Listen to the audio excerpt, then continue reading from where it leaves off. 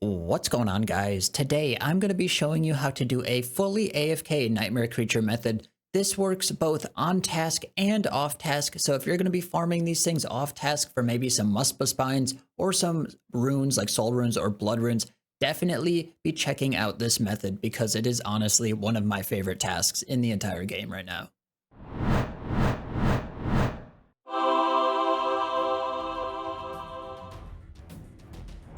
Nightmare creatures are located inside of the world gate. In order to fight these monsters, you do have to complete the Children of Ma quest, and they are located in Runescape. The best way to get to the world gate is use the 6-age circuit, and you can see it has a teleport directly to the world gate, but the requirements for this item are pretty high. So some other ways to get here, you can see this is where the world gate is located. Some other ways to get here are simply use the Eagle's Peak lodestone and then run all the way south. Or you can use a traveler's necklace, which teleports you to this outpost right here, and that will bring you, or you can just like run all the way west here to the world gate. But that's how you get here. And then you come in here to Runescape, and then you can see it's located here at the ritual site at the bottom. And then we pretty much just run all the way up this little hillside here. And then they are located, you know, up this hill, and you can see the nightmare creatures are all piled up right up here. So that's how you get to the nightmare creatures. Moving on to the preset. So I'm going to start out here with the gear section and specifically the necromancy gear that you see. So you can see I have 4 pieces of the first necromancer robes. I would highly suggest getting these. The increased damage on your conjures as well as the extended time is super helpful for this method. For a couple of reasons. Obviously, the increased damage on the skeleton is pretty significant, but also you don't want to be spending too much time re-conjuring your summons because you know, you're going to be running into problems maybe if you're doing that. It shouldn't really be that big of a deal, I wouldn't think, but I would definitely try to get the first necromancer robes. As far as the tier 95 weapons, you definitely could be downgrading these to tier 90s, specifically the lantern. We're not actually spamming out soul strikes. If you notice with the method that we're using, we're pretty much always at 3 to 5 soul stacks. So even with a tier 90 lantern, you should be pretty good. As far as a tier 90 weapon is concerned though, you might run into problems if you don't have specifically the Ruthless 3 perk. I don't actually have that on my tier 95s, but if you are downgrading to tier 90s, you probably are going to want to get that to offset the damage loss from tier 95s to tier 90s. Basically, the reason that it's such a big deal is because the way that we do this method with the action bar that I found to get the highest kills per hour, we're basically killing the monsters as fast as they can spawn and before they can do the range special attack. And since we're camping Soul Split, we definitely want to be skipping the range special attack and killing them as fast as possible. And I'm not entirely sure exactly how much you could downgrade to be hitting that DPS threshold. But again, like I said, you probably could get away with tier 90 weapons. But if you're downgrading to tier 90s, I would highly suggest trying to at least get the tier 95 first necromancer robes. But anyway, so for the other section, you can see I have the Fury of the Small Relic, specifically for necromancy. Range we're using, or I mean magic we're using legacy, so we can kind of forget all of this stuff with that. But with necromancy, you really want to be getting as much adrenaline as possible to be spamming out as many scythe casts as you possibly can get. Specifically the tier 3 scythe cast, it seems to be relatively difficult for the action bar to build up to the tier 3 scythe cast naturally, and a Fury of the Small definitely helps you get there. Kind of going along the lines of adrenaline, you can see I have the Relentless and Impatient perks on here. I would highly suggest getting these. Obviously, you don't need to be getting the Impatient for Genocidal perk, but since Necromancy can't use a Slayer helmet, that is the best in slot perk, I guess, unless you have Genocidal somewhere else. But specifically, Impatient 4 and Relentless 5 seem to help quite a bit at getting more of those scythe casts out, kind of like the Fury of the Small Relic. So those seem to be incredibly good for this method.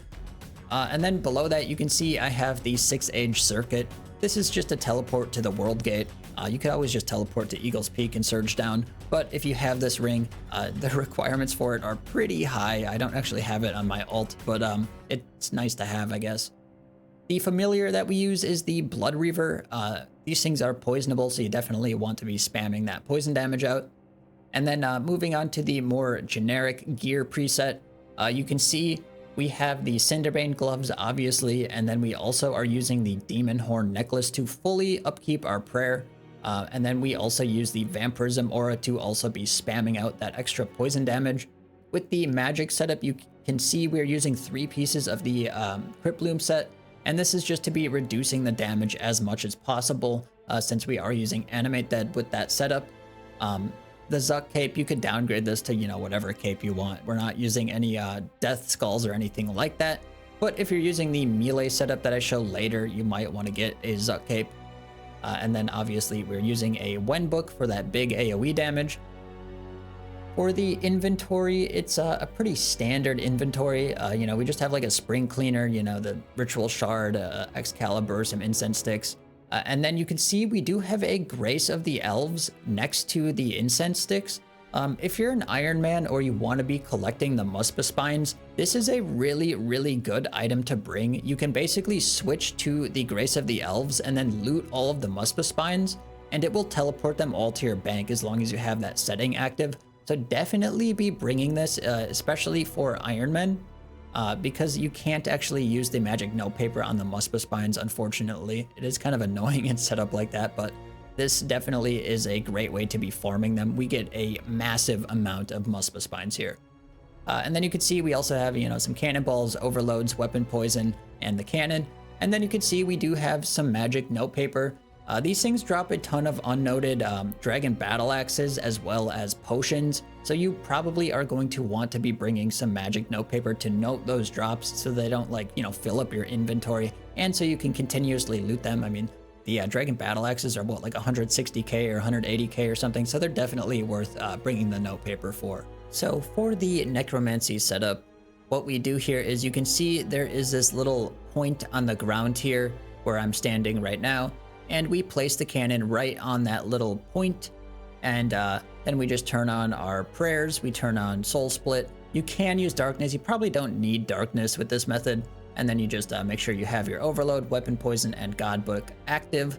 And then what you can see here, we start up the cannon, and then we run into this little area behind the cannon. You can see where I'm standing right now. This is the square that you want to be standing in. This lets the nightmare creatures pile up almost perfectly. But basically the reason you want to be standing in this specific tile is because you can see it lets every single nightmare creature perfectly pile up in one tile. Whereas if you're standing in other tiles, I've noticed sometimes the nightmare creatures kind of get in like a weird position. They can like get behind you. It can be just kind of weird. But you can see here in this specific tile here, they all pile up perfectly onto one tile, which makes the AoE just that much stronger. And then as you can see here, all of the nightmare creatures will just completely pile up. We're essentially able to kill these creatures, or at least I found I was able to kill these creatures almost perfectly, where we could kill them, on their spawn rate and before they would ever do the special attack. And as you can see here, it's actually a pretty ridiculous method. This is definitely one of the best nightmare creature methods I have seen, and it's honestly really surprising just how powerful this is. You can see we are pretty much always at 5 soul stacks. There may be a way to work more soul strikes into this bar, but honestly I found that prioritizing the scythe over soul strikes was much more valuable, and it increased your kills per hour by a pretty significant margin. You can see occasionally we do end up getting a few range hits. That usually happens because of the auto retaliate timing. But for the most part, we pretty much are able to perfectly kill these things without them ever using their special attacks, really. So with this method, I found that the action bar that you see me using here, this is able to get upwards of 820 kills per hour. It's honestly a pretty ridiculously fast method, and because of the way that necromancy works, this should be the exact same kills per hour on task as you'll be getting off task as well. So it's definitely an incredibly good way to be killing nightmare creatures on or off task. So yeah, this is honestly one of my favorite tasks in the game. It is super good. The XP is not super great. You get about 1.2 million Slayer XP per hour, which I know I say it's not that great. It's pretty good XP per hour, to be honest. And you'll also be getting around 33-ish mil per hour GP. And you actually get a lot of combat XP from these things. You're able to get about 1.5 million combat XP per hour here, or necromancy XP per hour here. So that is also pretty decent. And yeah, as you can see, this method is absolutely ridiculous. So for the magic setup, you want to be in legacy stance like you can see, and using the blood barrage spell like you can see there. This is pretty much required. You don't want to be using anything other than blood barrage, otherwise you'll probably have a bad time. But we put the cannon down in the exact same position, like right on this little point here, and then we will also be standing in the same position as well. And then we want to be using Pray Range and our damage boosting prayer with this setup, as well as the Animate Dead spell, just to be reducing the damage as much as possible. We will be taking quite a few range hits with this method, but between Blood Barrage and Animate Dead, you should be perfectly fine to be fully sustaining your HP.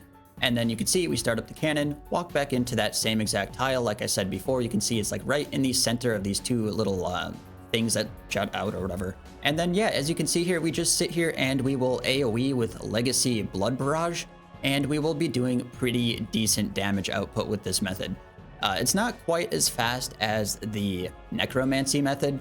I found you might be able to get up to 670, maybe up to 700 kills per hour here on task. This also does work perfectly fine off task as well, but you might be getting somewhere around like 600 kills per hour off task. So it's definitely not nearly as fast as Necromancy. If you're getting 670 kills per hour, you should be expecting about 1 million Slayer XP per hour, about 1.1 to 1.2 million Magic XP per hour, and about 27 million GP per hour. So it's definitely still a pretty decent task to be doing with Legacy Magic. But like I said, the Necromancy setup is definitely quite a bit better. Like I said, this does work perfectly fine off task, and one thing to note about this method is you do end up profiting blood runes. Since we're using Legacy Blood Barrage, you do use quite a few blood runes, but the nightmare creatures drop so many that at the end of the day, with standard rates, you should be able to be getting more blood runes from the nightmare creatures than you'll be using with Legacy Barrage. So this can be a definitely pretty solid way to be doing this task, or just farming these off task even, for a nice pile of blood runes and Muspa Spines. This is probably mostly going to be useful for like an Iron Man, but I think it's still a pretty decent method to put in here because it does work pretty well. Alright guys, so I'm going to be coming in here and trying out a melee method. I haven't used Berserk with this method, so we'll kind of see how this goes. Yeah, with melee, it's a relatively similar setup here. We just kind of put the cannon in the same place, and we also stand in the same place, but we are going to be using the Scrimshaw of Vampirism, turn on your Overload and Poison, obviously. And then for this method, we are going to be using Darkness, just to be blocking a few of those melee hits, especially because we're using Berserk. You probably are going to want to use this. And then we're going to put on Prey Range as well as our Turmoil, and kind of see where we go from here. So this is what it'll look like. So we start up the cannon, stand in the same place as before here, and then you can see we just kind of start berserking and going through this. Again, I'm not entirely sure how well Berserk is going to work for this. It might be kind of sketchy, to be honest, but your kills per hour should be pretty insane if you can get a berserking method to work. You may notice that I have this piece of Augmented Masterwork plate legs, and that's just because you can see it has Devoted For and Enhanced Devoted For. I find you're probably going to need this if you're going to be zerking. I tried Berserk without this, and it seemed pretty sketchy, to be honest with you. You just get piled by a ton of damage. So yeah, definitely be using your Enhanced Devoted perk setup for this method. We use the same piece of gear for melee Moss Golems. It's not really the most optimal method to be doing things, to be honest, but with this method, you may have to pick up a few of these sharks on the floor and eat them occasionally, or like use an Excalibur. Again, just because the melee method is a little bit sketchy sometimes, like when you just get hit really hard. But yeah, other than that, you should be able to get some pretty decent kills per hour with this setup. You know, it's not too bad. Like whenever you manually loot, just like pick up some sharks or whatever. And I mean, you're probably gonna do that if you put this Grace of the Elves and then just like area loot like that. I find that to be easier because you can just area loot the entire pile and not have to worry about a bunch of garbage getting in your inventory. It's less clicks and you get to collect the spines, I guess, which is nice. But yeah, as you can see, this method absolutely rips these things apart. It's honestly pretty incredible how good this method is. So I find the melee method gets about 710 kills per hour, so it is faster than the magic setup, but it's not nearly as fast as the necromancy setup. So I'm not entirely sure how useful the melee setup is, but I'll just put it in here because, you know, I can. But yeah, this method does seem to be a little bit sketchy. I would only ever do this on task as well, because if you're not getting that Slayer helmet boost, it's probably not really worth it. But yeah, hopefully some people maybe use this melee method if this is the only gear they have, and it definitely still gets pretty solid kills per hour. As you can see, it gets about 710 kills per hour, which gets you about 1.1 million Slayer XP an hour, about 1.25 combat XP per hour, and about 28.5 million GP per hour.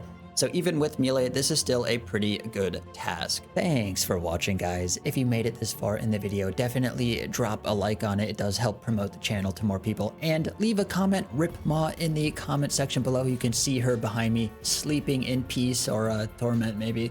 But yeah, if you guys made it this far in the video, thanks for watching. I will see you in the next one.